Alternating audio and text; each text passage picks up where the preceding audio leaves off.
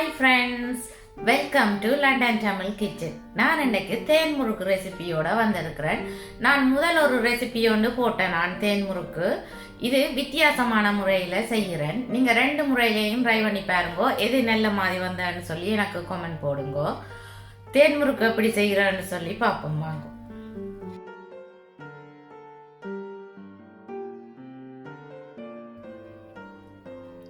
ஜோக்கட் எடுத்து வச்சிருக்கிறேன். 2 table spoon ஜோக்கட் use பண்ண போகிறேன். 2 டீஸ்பூன் சீனி, ஜெலோ ஃபுட் கலரிங், 100 கிராம் கோதுமை மா அல்லது மைதா மா, 50 கிராம் கார்ன்ஃப்ளவர் அதாவது சோளன் மா, 1 teaspoon baking powder, 3 pinch salt, தண்ணி. மிக்சிங் பவுலுக்குள்ள சோளன் மாவை போடுறேன். 1 டீஸ்பூன் பேக்கிங் பவுடர். இப்படி நுனிக்கரண்டியால் கொஞ்சம் உப்பு போட்டால் காணும். 2 டீஸ்பூன் சீனி, கலரிங் எல்லாத்தையும் போட்டு மிக்ஸ் பண்ணி எடுக்கணும். 2 டேபிள் ஸ்பூன் ஜோக்கட்,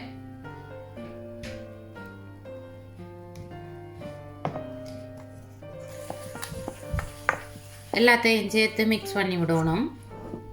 கொஞ்சம் கொஞ்சமாக தண்ணி விட்டு மிக்ஸ் பண்ணணும்.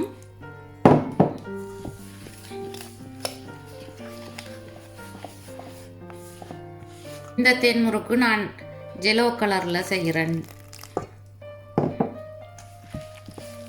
நீங்கள் ஃபுட் கலரிங் ஜெல் ஃபுட் கலரிங்கும் சேர்க்கலாம். நான் பவுடர் ஃபுட் கலரிங் தான் போட்டேன். நான் தோசை மாவை விட திக்கான பதத்துக்கு குழைச்செடுக்கணும். 80 மில்லி தண்ணி விட்டு கரைச்செடுத்துருக்கிறேன். தோசை மாவை விட இப்படி திக்காக இருக்கணும். ஜோக்கட் போட்டபடியாக எங்களுக்கு கூட தண்ணி தேவைப்படாது. நீங்கள் உங்களுக்கு தேவையான அளவு தண்ணி விடுங்கோ. தண்ணியை கொஞ்சம் கொஞ்சமாக விட்டு மிக்ஸ் பண்ணுறது நல்லது. அப்படி என்ன உங்களுக்கு தெரியும் எவ்வளவு தண்ணி தேவையண்டு. கொஞ்சம் கொஞ்சமாக விட்டு மிக்ஸ் பண்ணி நீங்களண்டா பதம் பிழைக்காது. இந்த மாவை 3 மணித்தியாலத்திலிருந்து 6 மணித்தியாலம் வரை புளிக்க வைக்கணும். அடுப்பு ஆன் பண்ணி மீடியம் ஹீட்டில் விட்டு சீனி பானி காய்ச்சி எடுக்கிறேன். 250 கிராம் சீனிக்குள்ளே 125 மில்லி தண்ணி விட்டு சீனி பானி காய்ச்சி எடுக்கணும். சீனி நல்லா கரைந்தனைக்கும் காய்ச்சணும்.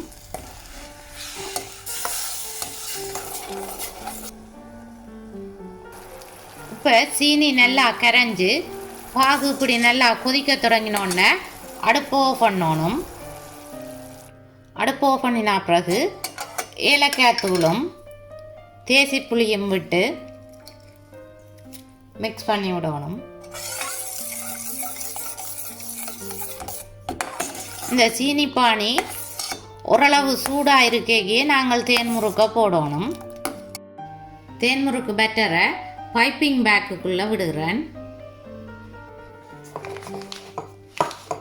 அடுப்பை மீடியம் ஹீட்டுக்கும் லோ ஹீட்டுக்கும் இடையில ஆன் பண்ணி விட்டுட்டு எண்ணெய் கொதிக்க வச்சிருக்கிறேன். தேன் முறுக்கு மாவை புளிஞ்சு விடுகிறேன்.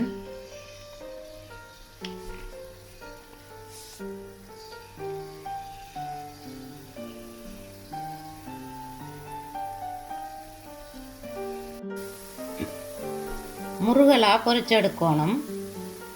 ஒரு சைட் பொரிஞ்ச உடனே மற்ற சைட்டுக்கு திருப்பி விடணும்.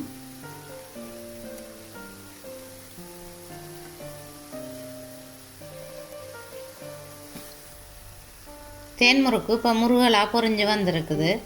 அமத்த கொஞ்சம் ஹாட்டாக இருக்கும். இதை இப்படியே உடனே சீனி பானிக்குள்ளே போடணும். சீனி பானிக்கை போட்டு நல்லா பிரட்டி எடுத்துட்டு இன்னொரு டிஷ் ஒன்றுக்குள்ளே போடணும். சீனி பானிக்குள்ளே இருந்து எடுத்து ஒரு டிஷ்ஷில் வைக்கிறேன்.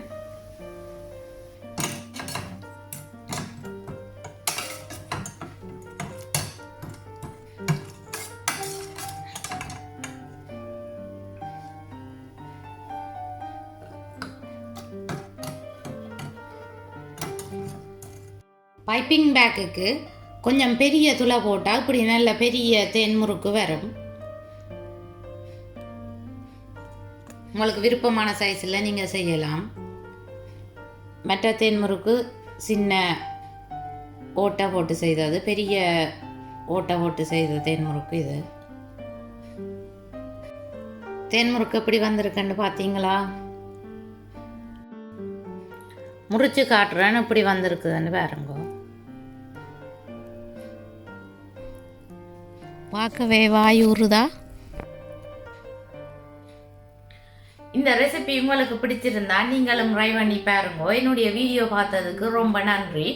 மீண்டும் இன்னும் ஒரு அமேசிங்கான குக்கிங் வீடியோவில் உங்களை சந்திக்கும் வரை உங்களிடமிருந்து விடைபெறுவது உங்கள் மதி. பாய்.